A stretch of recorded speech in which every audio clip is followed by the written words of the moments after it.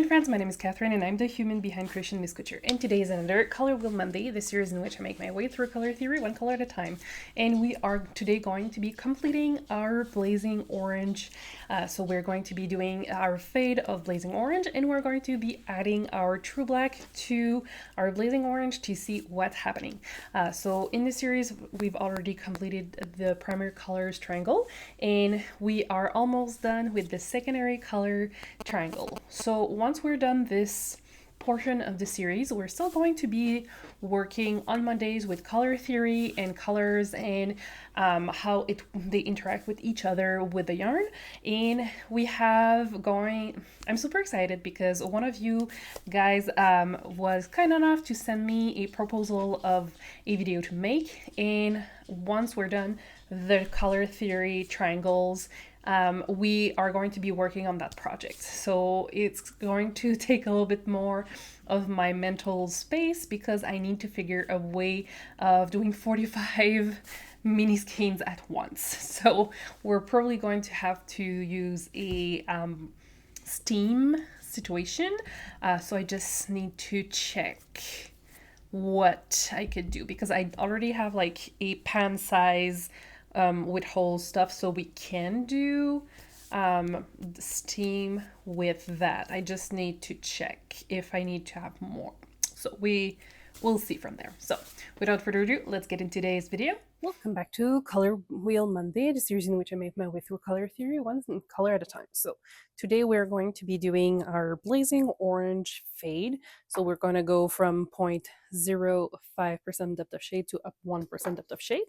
And then after that, we're going to do a second one with the true black. So we're going to be incorporating true black to 1% depth of shades of the blazing orange. And we're going to be doing 0.05% depth of shade up to 1% depth of shades with the true black to see what we obtain.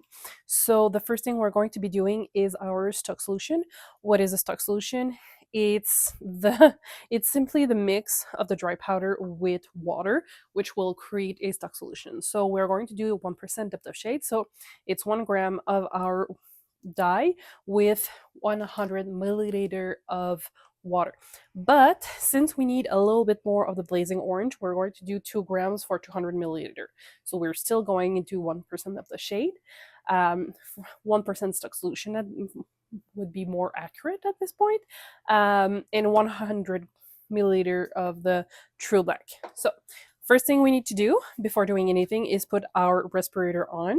So you don't have to use this one, the same one I have, but you have to make sure that you have something that will block fine particles because we only have one pair of lungs and we need to protect it. Okay, let's do this. And what's nice is that today is the last day we're working with blazing orange. So this series slowly but surely coming to an end. It's very I have ideas of what we can do afterwards. So we're not going to be completely finished with color theory. Okay, so you see now I have a tiny bit too much. There we go. So this is 200 for the 200 one. And you need to make sure that you're zeroing out your scale. Oh, I need to buy more True Black. I'll have to do that once I go upstairs in the home office. Here we go. Oh, okay, see. And this is also a good idea to just wait a tiny bit to make sure that we're truly at what we want. Okay, so it sounds that we're good. Let's do this. So 1, 2. So now I can remove my respirator because this is no longer in the dry powder form. So it's really when you're working with the dry powder that you need to make sure that you have a respirator. When it's on the liquid form, you don't necessarily need it. You can wear it if you want. It's up to your comfort. So what I like to do is Make sure that it has dissolved before incorporating the rest of the dye, not the dye, of the liquid. So for this one, we need 200 milliliter. So there we go. So wait, leave the tripod alone, please. And this one.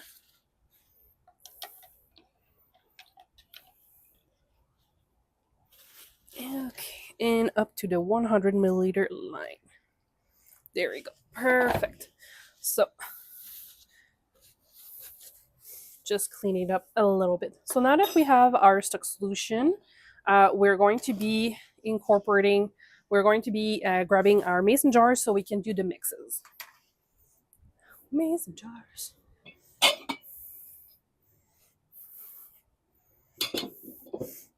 And we're going to be doing like one at a time. Okay, so we're going to be starting with the blazing orange. Okay, so let's grab the blazing orange. So we're going to be doing 5 milliliter, well, not 5 milliliter, but 0.5 millimeters, sorry. So we're using this pipette here that goes up to 3 milliliters. 0.5, 1 milliliter in this one. Now we're doing 2.5 milliliter in the next one. There we go. Sometimes I like to grab a little bit of the liquid from this one, just to make sure that I have all the dye out. So now we're doing a 5 milliliter in the next one. And I like to do this exercise because I like to see how much a small quantity can change your colors. When we go up to like the 0.75 and 1% depth of shade, usually we don't have something super drastic when it comes to color differences. But we have a very drastic difference when it comes from the 0.05 up to the 5% 0.5% depth of shade. So this is also one of the reasons I like to make this comparison, just so we can see the depth of the colors. Oh, I feel like this one will be almost like peachy. If we were to add a little bit of pink in this one, this one would make a very pretty peach. Like now it's almost like popcorn color or butter color. So. And the more you work with the colors and depth of shades and all of that, the more you will learn the colors that you like. Okay, so this one is definitely more on the peach side, which is very cute. And we don't have any citric acid as of right now in any of the jars, because I want the color to strike slower on the yarn.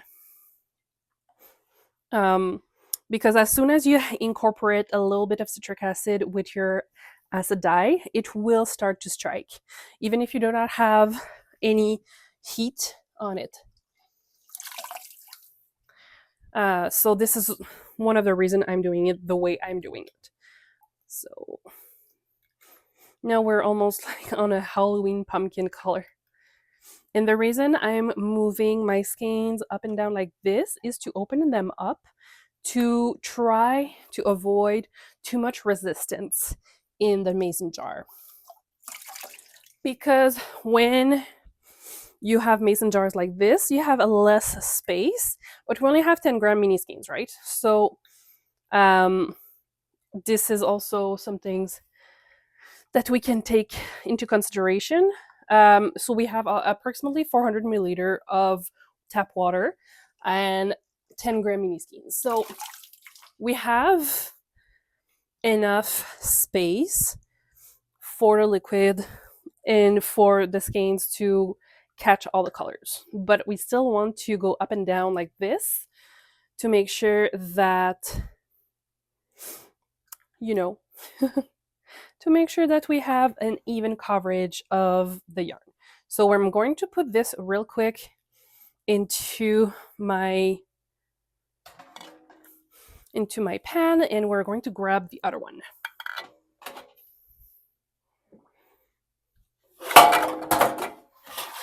So that way we can start working the true black into the blazing orange. I'm just going to clean this up a tiny bit.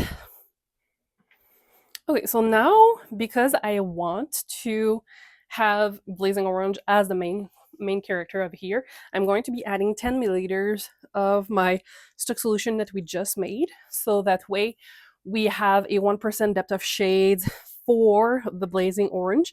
And after that, we're going to be adding the true black at the same rate with the blazing orange in the first batch that we just did. So it's going to go from 0.05 milliliter up to 10 milliliters to make our 0.05% depth of shade up to 1% depth of shade. And this is why I like to use 10 gram mini skeins, because it makes the math so much easier for me. Because if you want 1% depth of shade for your orange, you just need 10 milliliter of your 1% stock solution. So it's just to make my life tiny bit easier. Okay. And like, I know how dramatic true black can be, so Zoe, leave me alone. So it's going to be very interesting to see the final result. Okay, now we can switch to the tiny jar here. So 5 milliliter of my true black. So this is also an exercise that is important to do with your black, because a tiny bit of black will go a long way. It's a main character, but it's also a really good support character, in the sense that, yes, it's going to go almost black when you're working your colors, but it's not going to be black. You will see the undertones with it, where if you were going up to like 2% depth of shade, you would not see necessarily the undertones, where with the way we're doing it right now, we can still see the undertones of orange and other colors usually, which is very interesting. And this is also another reason why we're doing this exercise, so we can understand undertones as well, in like the depth of shades, and understand. So you see, true black really darkened, that's not a word, darkened the mini skin, and it's just 0.5 milliliters. So that's why it's very important to understand how potent true black can be, and how potent other colors can be. Because we know, for example, that Caribbean blue it's a main character as well. It doesn't always play nice with other colors, unfortunately. It is just like, that's just part of life. You know? And you can see that now we have brown. Hey, I think it's the third time we've created brown in this series so far. So this is something that I find extremely fascinating, because when you play with colors younger, like in kindergarten and stuff like that, and you're just like mixing up all the colors, you would think that everything becomes brown, right? Probably because of the proportion used. But when you're actually being mindful with your colors, you don't create brown that often. Oh, and now the brown is almost pecan brown. Oh, that's interesting.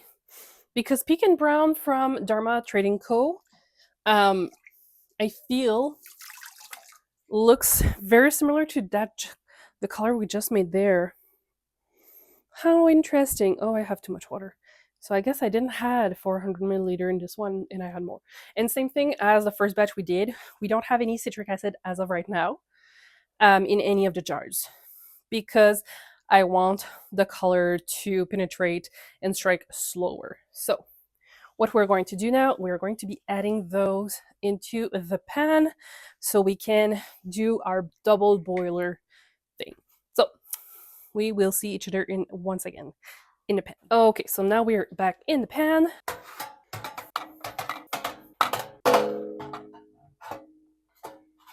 Okay, let's add the water.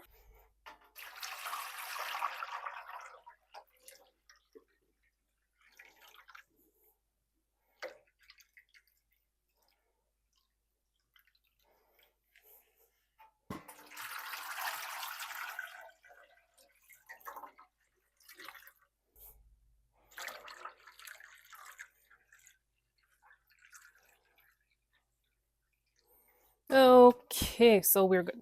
Okay, so I already just turned on the heat so we can see the colors start to strike. And we still don't have any citric acid as of right now.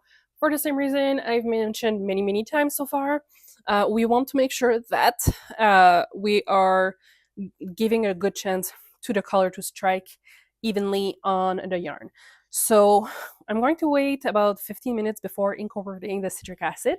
So that way we can have a better chance to have an even color. So see you in a bit. Okay, so it's been about 15 minutes. So we're going to be adding the citric acid. So rule of thumb when it comes to citric acid with your dye is that it's about 1 tablespoon per pound, so 454 grams of your fiber or dry or yarn. But since we have 10-gram mini skeins, like I don't even put like a full teaspoon. Okay, well we should have enough. I can always add a little bit more citric acid if I feel the need to. Okay, so we can always add a little bit more citric acid if we realize that we don't have enough. But I think we'll be fine. And some of the colors already started to strike the yarn due to the heat, but it's truly with the citric acid and the heat combined that we will see something happening. And of course, we will not see the final color um, until the yarn is fully dried. And we have some nice brown over here. That's fun. Okay, so what we're going to do is we're going to let them cook once we reach the right temperature, which is at between 85 to 95 Celsius. We're going to do 30 minutes on the stove, and then after that, we're going to turn off the heat and let it completely cool off before we are going to be washing off the excess dye. So we are going to do that later. See you in a bit. Okay, so it's been about 30 minutes since we had the right. I really like this peach color. It's so cute. And I think we're all good for those ones. This is good. That's good. Yes. Okay, we're all good for all of it. The color has been cleared off the bath, so we can turn off the heat. So what we're going that was hot. We're going to turn off the heat. I just turned off the heat. What am I talking about? Okay. We're going to wait for for this to cool off completely, and then we're going to be washing off the excess dye. I don't think we're going to have bleeding happening, but we shall see. Sometimes with orange, we never know, because there's some colors that are not always fun to play with. So we're going to let this completely cool off, and then I will see you when we're going to be washing off the excess dyes. See you in a bit. So let's wash off excess dyes, and after it's been washed off, I'll be showing you the mason jars so we can observe if we have any leftover colors in the dye bath.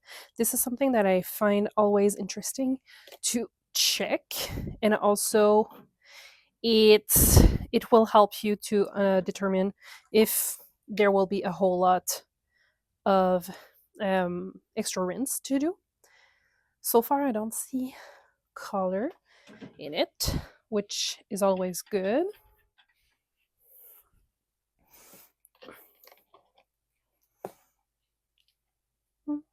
Let's see if we have any colors, because it's orange, and sometimes orange is difficult, but I don't see any colors. Yeah, that's nice. So it means that I will be able to reuse the bath. It really created this very cute, soft color here. I like that. Okay.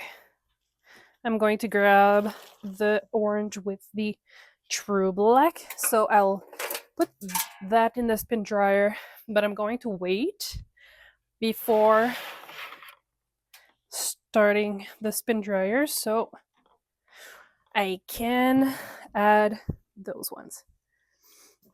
And we have very lovely burnt orange here, almost like a gingerbread cookie.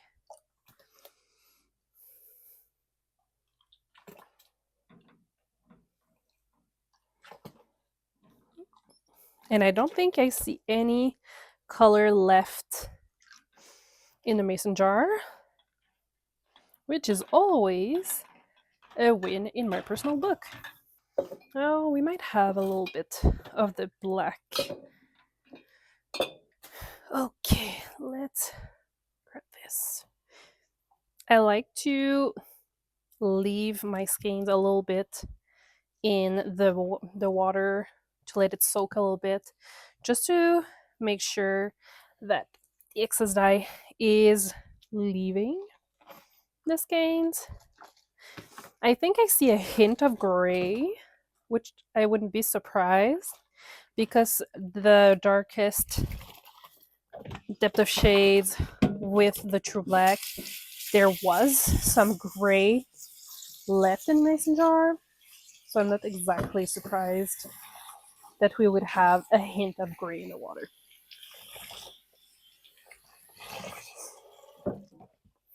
Okay, but we are good now. Oops, sorry. So I'm going to put this in the spin dryer, and we will. Okay, so at the back here we have the mason jars that was only the orange, and we don't have any colors. But here you can see this one is the 1% depth of shade with the true black, and you can see a hint of gray, especially compared to this one, where we don't necessarily see a big difference here.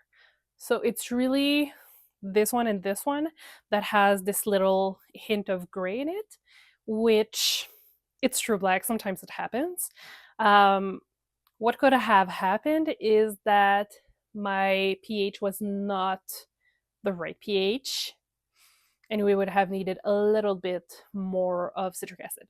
So it might be that, or it's just the concentration of dyes was too much for the mini ski. This is another option too as well. So I'm going to start my spin dryer, and we shall let it dry overnight and see the result tomorrow. So see you tomorrow, friends. And here's the final result of our orange, brilliant orange and true black. So you can see the very beautiful soft color pastel up to the brilliant orange, which is very Halloweeny color in my personal opinion. And here we have the beautiful shades of brown that we've, oh, this one goes there, I think. Anyways, of browns that we've created. This is such a beautiful shift of color, because we're going from this beautiful burnt orange to this deep brown, but it's still a warm color, warm brown.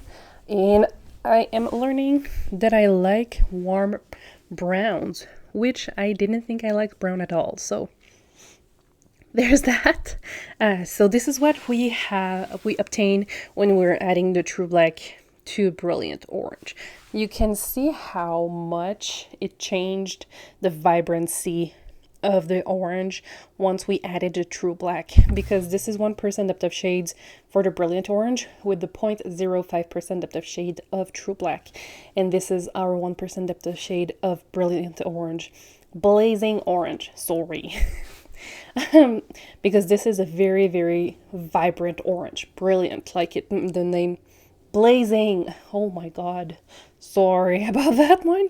So it's very vibrant, and this muted this, created this beautiful burnt orange, and it's just it's true magic working with those colors. So I hope you liked the video. Please, if you did, consider sharing, liking, and subscribing, and I'll see you in the next one very soon. Bye.